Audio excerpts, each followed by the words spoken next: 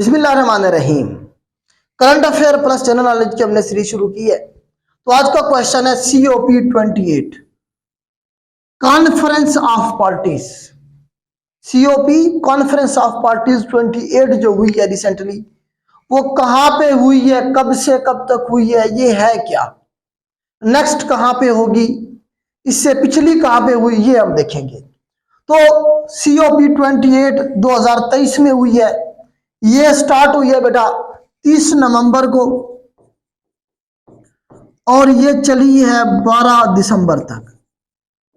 कहां पे चली है ये? UAE में। कहां पे हुई है? UAE में, यूनाइटेड अरब इमिरेट्स में। इसका मैं मैप दिखाता हूं आगे चल के। तो UAE में हुई है। ये कॉन्फ्रेंस ऑफ पार्टीज किस लिए होती है? ये क्लाइमेट चेंज को कंट्रोल करने के लिए होती है। आपको पता है कि हमारी जमीन का टेम्परेचर मुसलसल बढ़ रहा है। ये जो हम फॉसल फ्यूल्स यूज करते हैं, तेल वगैरह, इसकी वजह से जमीन का टेम्परेचर बढ़ रहा है, जिससे हमारे ग्लेशियर्स पिघल रहे हैं, जिसकी वजह से फ्लड आ रहे हैं। आपको पता है पाकिस्तान में भी फ्लड आया था पिछले दिनों। पाकिस्तान बहुत ज्यादा इफेक्टेड है इससे। तो इसका मकसद ये है, फर्स्ट टाइम 1992 में 1992 में हुई थी ये कॉन्फ्रेंस, जिसमें कंट्रीज आपस में बैठे, इन्होंने कहा कि हमें जो कार्बन का इस्तेमाल है इसे कम करना चाहिए, जमीन का जो टेम्परेचर है उसे कंट्रोल करने के लिए कुछ ना कुछ मेजर करने चाहिए, हमें क्या करना चाहिए। तो इसीलिए ये मीटिंग होती है। पाकिस्तान इसमें बहुत ज्यादा इफेक्टिव है। तो पाकिस्तान की तरफ से काकड़ साहब पहुंचे हुए थे। तो ये सवाल पूछा जाएगा, काकड़ साहब कौन गया पाकिस्तान की तरफ से, किसने रिप्रेजेंट किया? तो काकड़ साहब गए थे 30 नवंबर को और 1 दिसंबर तक वहीं रहे हैं। 1 दिसंबर तक जो है ना वहीं रहे हैं। इन्होंने खिताब किया था काकड़ साहब ने। तो इस तरह से जो है ना ये आपके करंट अफेयर बनेंगे। अब इससे पिछली कहाँ हुई, नेक्स्ट कहाँ होनी है, ये भी जरा हम देख लेते हैं। उसके बाद फिर मैं आपको मैप दिखाता हूं। तो जो COP 27 थी ना बेटा, ये हुई थी इजिप्ट में। इजिप्ट में हुई, मिस्र में हुई, शर्मल शेख में। शर्मल शेख उनका सिटी है, आपको पता है, सनाई पेनिनसुला के अंदर, रेड सी के कोने पे। तो मिस्र में हुई। नेक्स्ट जो होगी वो कहाँ होगी? COP 29। तो ये अजरबैजान में होगी। अजरबैजान में होगी। ये कब होगी जी? 2024 की है ये 2022 की थी। और 28 जो है ये 2023 की है। तो ये करंट अफेयर में आपने पिछले साल वाली, एक आगे जो होनी है वो वाली, और करंट, ये 3 याद करनी होती है।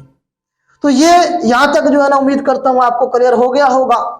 अब मैं आपको थोड़ा सा UAE के बारे में बताता हूं, क्योंकि UAE डिस्कस हुआ है, खबरों में चल रहा है, तो यहां से इनके बारे में सवाल जरूर पूछे जाएंगे। तो ये बेटा मैप है हमारे पास UAE का, ये जरा देख लें।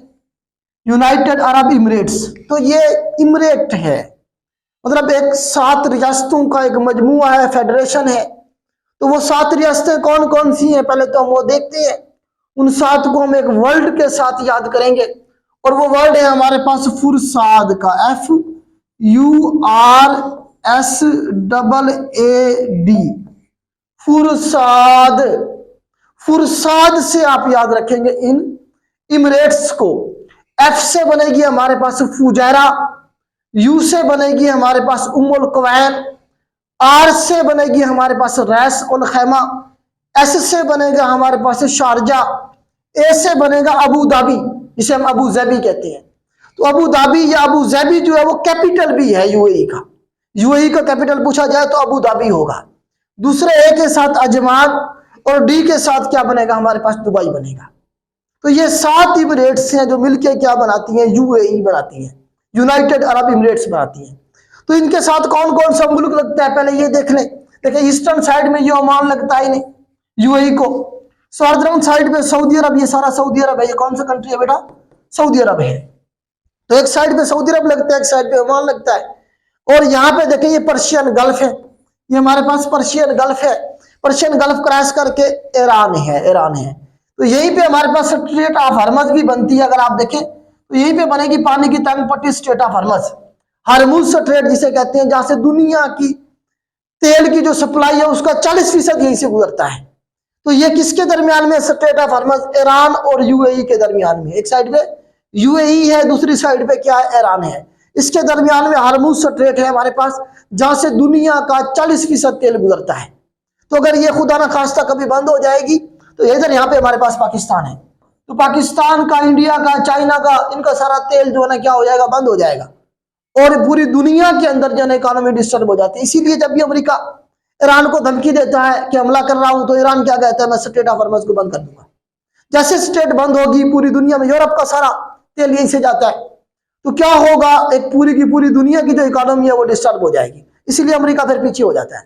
तो ये इस तरह से याद रखेंगे। तो यूएई जो बेटा है हमारे पास है, इसका फिर जो हेड ऑफ द स्टेट है उसके बारे में सवाल बनता है, क्योंकि ये टोटल तेल पे डिपेंड करता है।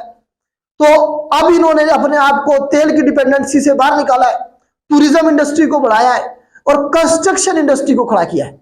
आपको पता है दुनिया का सबसे बड़ी जो बिल्डिंग है, highest tallest building, highest building in the world, Burj Khalifa है, वो दुबई के अंदर है। बुर्ज खलीफा जिसकी 828 मीटर हाइट है।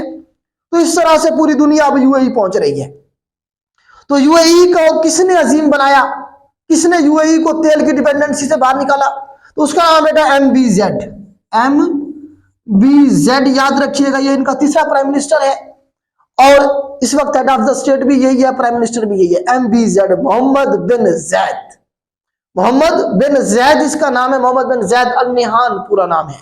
तो ये मोस्ट पावरफुल पर्सन है इस पूरे मिडल ईस्ट में। सवाल बनाया कमीशन के एग्जाम में कि most powerful person in middle east कौन होगा बेटा, वो MBZ है। उसके बाद इनका जो फॉरेन मिनिस्टर होगा उसका नाम है ABZ। याद करने के लिए बता रहा हूं आपको, MBZ ABZ। ए से अब्दुल्ला बिन जैद, ए बी से बिन और जेड से जैद। अब्दुल्ला बिन जैद इनके फॉरेन मिनिस्टर हैं और मोहम्मद बिन जैद इनके प्राइम मिनिस्टर हैं, तीसरे प्राइम मिनिस्टर हैं जो कि हेड ऑफ द स्टेट भी होंगे। तो ये इनका हो गया इसके हवाले से, इनके जो हेड ऑफ द स्टेट के हवाले से।